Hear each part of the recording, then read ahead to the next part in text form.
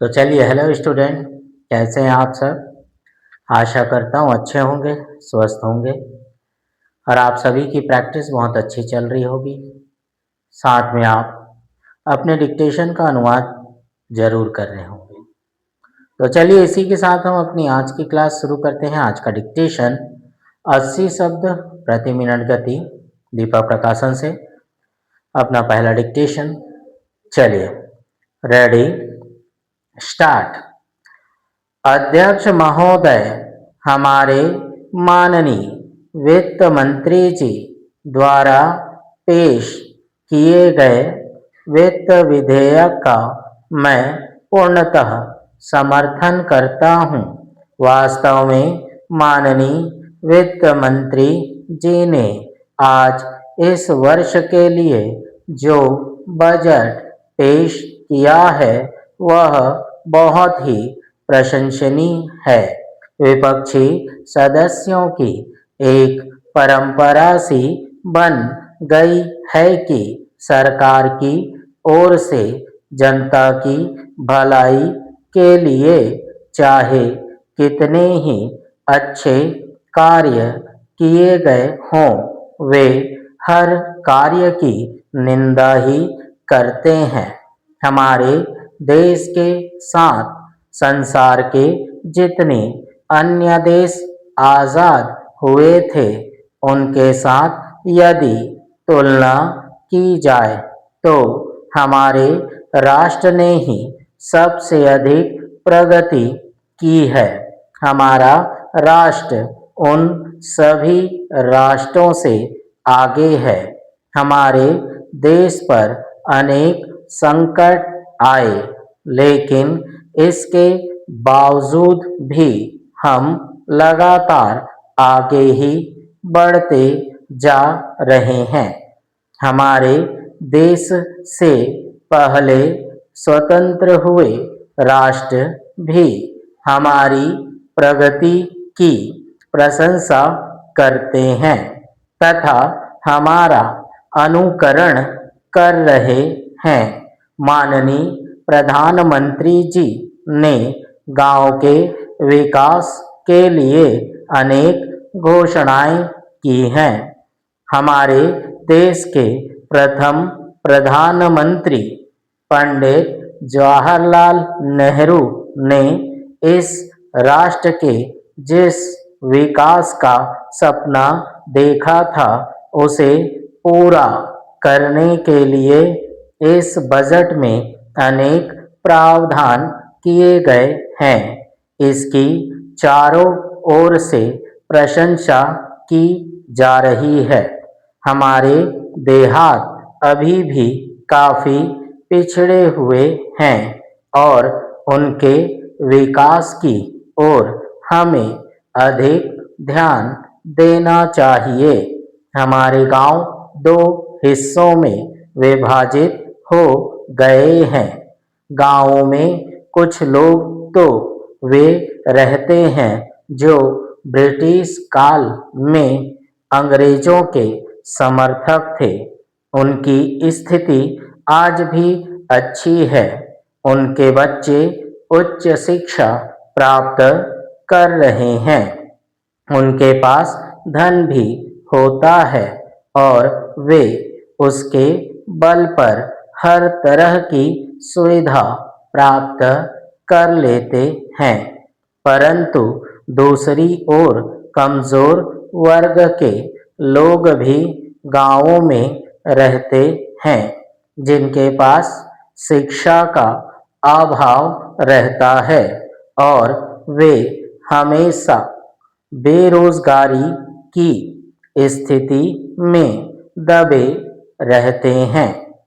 स्वाभाविक ही वे आज भी गरीब हैं। उनकी गरीबी का एक अन्य कारण उनके द्वारा खेतीहर मजदूर के रूप में कार्य करना भी है। आज हम देखते हैं कि कृषि के लिए आधुनिक मशीनें प्रयोग में आने लगी हैं, जिसके कारण अनेक खेतीहर मजदूर बेकार हो गए हैं।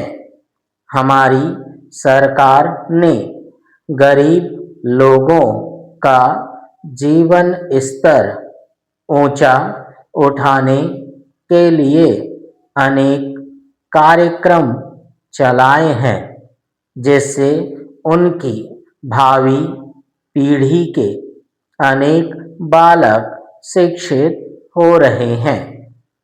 ठीक है, तो चलिए ये रहा हमारा पहला डिक्टेशन 80 शब्द प्रति मिनट गति दीपक प्रकाशन से। तो चलिए अब हम अपना दूसरा डिक्टेशन करते हैं। Ready, start. महोदय, अखिल भारतीय नौकरियों में भर्ती के लिए ली जाने वाली परीक्षाओं में प्रश्न पत्र द्विभाषी रूप में रखने की व्यवस्था कर दी गई है। हिंदी तथा भारतीय भाषाओं में प्रश्नों के उत्तर देने की छूट दी जा चुकी है। इससे भारतीय भाषाओं के प्रयोग के प्रति लोगों की आशाएं बढ़ी हैं।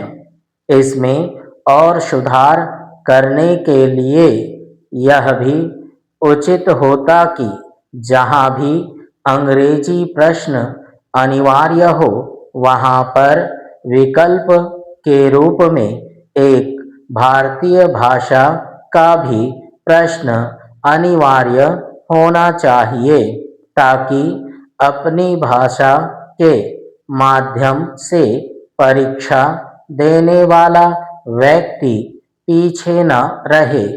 इससे यदि उनके अंग्रेजी में कम अंक आते हैं तो वह उसकी पूर्ति अपनी पसंद की भाषा से कर सकें, परंतु अभी तक यह व्यवस्था नहीं हो पाई है।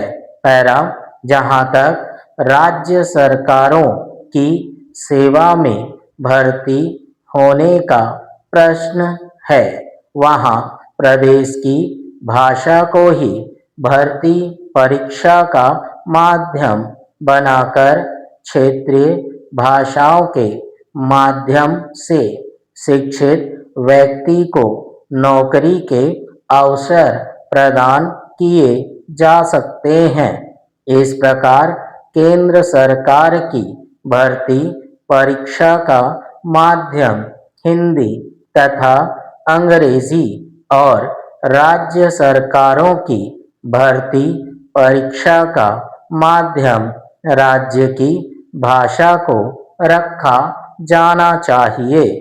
इससे जहां राष्ट्रीय भाषाओं को सम्मान प्राप्त होगा, वहीं लोगों को भी किसी प्रकार का कोई असंतोष व्याप्त नहीं होगा।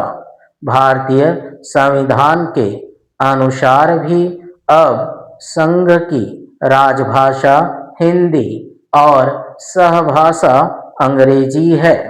राजभाषा अधिनियम पास करते समय संसद ने एक संकल्प भी पारित किया था। उसमें यह स्वीकार किया गया था कि केंद्र सरकार की सेवा में आने के लिए उम्मीदवार को हिंदी अथवा अंग्रेजी में से एक भाषा का ज्ञान अनिवार्य होगा। पैरा, भाषा मनुष्य की आपसी बातचीत का सबसे अधिक शक्तिशाली माध्यम है और यह उस भाषा का प्रयोग करने वालों की विचार प्रक्रिया को व्यक्त करती है, जो कि एक समाज या व्यक्ति बोलता है। इसलिए किसी भी समाज में भाषा की समानता उस समाज को आपस में जोड़े रखने का काम करती है। आज के सशक्त प्रचार माध्यमों ने उस भाषा के विकास को गति दी है जिसमें कि समाज कार्य करता है। जो भाषा किसी भी समाज के विभिन्न भाषा भाषियों द्वारा व्यवहार की जाती है, उसका विकास उतना ही अधिक होता है। भारत के स्वतंत्रता संग्राम में हमने यह अनुभव किया है और देखा है कि किस प्रकार पूरा भारत एक संगठित आंदोलन के रूप में चला। ठीक है, तो चलिए ये रहा हमारा दूसरा डिक्टेशन 80 शब्द प्रति मिनट गति दीपक प्रकाशन से। तो चलिए अब हम अपने आने वाले डिक्टेशन के कुछ शब्द और उनके संकेत के बारे में जानते हैं। देखिए, उप सभापति महोदय, उप सभापति महोदय, असम राज्य। ठीक है, यहाँ पर हम क्या करेंगे, आ का डैश सा का वृत्त असम और इसको राज्य से काट दो, असम राज्य। खिलाफ का सब चिन्ह है ये ऐसा, विदेशी, ई की मात्रा डैश बाहर, अलग है ना, ये शक्तिशाली, बावजूद, केंद्र सरकार, केंद्र सरकार, समस्या, समस्या, माननीय सदस्य, माननीय सदस्य, शक्तियां, शक्ति का सब चिन्ह है, यहाँ बहुवचन के लिए बिंदी लगाइए, और ये है आर्थिक स्थिति। ठीक है, दायित्व, ये इस प्रकार, कमजोर, मान्यवर है ना, मालिक के वा को दुगना करो, मुख्यमंत्री जी, मुख्यमंत्री जी, पैमाना संक्षिप्त प म न, आकर्षित का मेरा का आंकड़ा, शा का वृत्त, इस संबंध में, इसका सब चिन्ह, संबंध का सब चिन्ह में, अच्छा, अच्छा का सब चिन्ह बनाएंगे, इच्छा के लिए क्या करेंगे, अच्छा का सब चिन्ह बनाएंगे और वहां बिंदी याद से लगाएंगे क्योंकि हम अच्छे का सब चिन्ह बना रहे हैं। ठीक, लेकिन हमें इच्छा पढ़ना है तो उसके लिए क्या करेंगे, उसमें बिंदी लगा देना। आश्वासन, आ का डैश शा का वृत्त व आश्वासन, हरियाणा। ठीक है, ये क्या ना, हर या और ये ना बना देना, हरियाणा। पंजाब, पंजाब, अभिन्न, अभिन्न, राजस्थान, प्रसन्नता, अमरीकी, आ का डैश म, र का अर्धीकरण किए और अंत में ई की मात्रा, अमरीकी या अमेरिका, पाकिस्तान, इस प्रकार से। आशा करता हूं कि, ठीक है, आशा का सब चिन्ह, करता हूं कि, मुताबिक, अर्धीकरण ब का करेंगे तो बन जाएगा मुताबिक। ठीक है, सेठी साहब, सेठी, सा से काट दो साहब के लिए, बयान, ना मेरा का आंकड़ा, स, निराशा, खतरनाक, खतरनाक, अहसास, आ हा का बड़ा वृत्त डैश सा का वृत्त और एक सा का वृत्त, अहसास। रचनात्मक, रच ना का आंकड़ा और ता से काट देंगे तो इसका क्या बन जाएगा, रचनात्मक। कार्य कर्ता, क्षेत्रीय, आलोचना, आ का डैश ल, च ना, सुलझाने और ये सुलझाने। ठीक है, तो चलिए रहे हमारे आने वाले डिक्टेशन के कुछ शब्द जिसके संकेत मैंने आपको बताया। अब आप क्या करेंगे, इसकी प्रैक्टिस करेंगे, डिक्टेशन की खूब प्रैक्टिस करेंगे, रोज प्रैक्टिस करेंगे। जिस तरह मैं आपको रोज डिक्टेशन दे रहा हूं, आपके लिए दे रहा हूं ताकि आप प्रैक्टिस कीजिए, है ना, ऐसे ही मत छोड़िए, है ना, रोज प्रैक्टिस करना बहुत जरूरी है और अनुवाद भी जरूर कीजिए ना। ठीक, तो चलिए इसी के साथ हम अपनी आज की क्लास समाप्त करते हैं, मिलते हैं अगली क्लास में नए डिक्टेशन के साथ। ठीक है, चलिए आज इतना।